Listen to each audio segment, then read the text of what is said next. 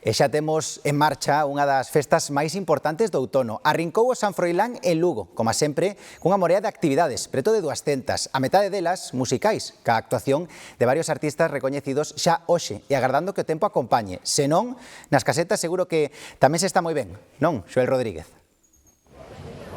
Dende logo que sí, David, os concertos están sendo un dos grandes reclamos deste San Froilán, como tamén o polvo que se pode degustar nestas casetas habilitadas no recinto feiral do San Froilán, aquí en Lugo. As previsións dos polveiros de feito son máis que optimistas, sobre todo de cara a mañá, día grande do San Froilán, pero tamén de cara ao vindeiro fin de semana. A ración duns 250 gramos está de feito a uns 15 euros e para os que queiran gozar deste produto nas festas do San Froilán saiban que poderán facelo ademais dun xeito prolongado, xa que as casetas van estar abertas ata o vindeiro 2 de novembro, pero o menú do San Froilán inclúe ademais outras propostas do máis variadas como concertos ou espectáculos. Eses concertos comezaban ás 9 desta noite, fai uns minutos con Lucía Pérez na Praza de Santa María e xa de cara ás 10 será quenda de Tanxugueiras na Praza da Horta do Seminario. Concertos, espectáculos, exposicións de gando que se van prolongar ata o vindeiro 12 de outubro nestas grandes festas da cidade da Muralla.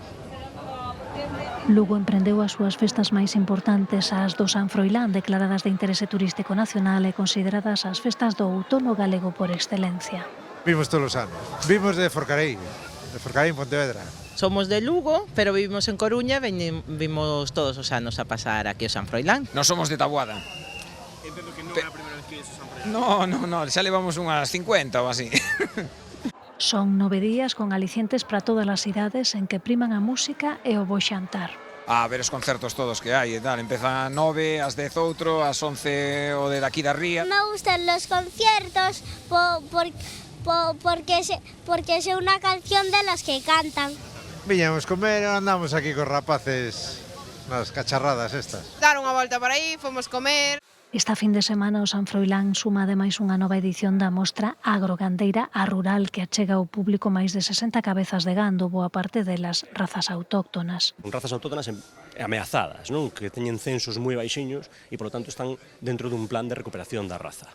A mostra reivindica a orixe gandeira do San Froilán e busca poñer de relevo a importancia do sector primario na economía da provincia. Corrobora un pouco o que é Lugo, a capital rural de Galicia, sen lugar a dúbidas. 90% do territorio rural e hai unha complementariedade absoluta entre a cidade e o rural. A exposición espera superar os 8.000 visitantes.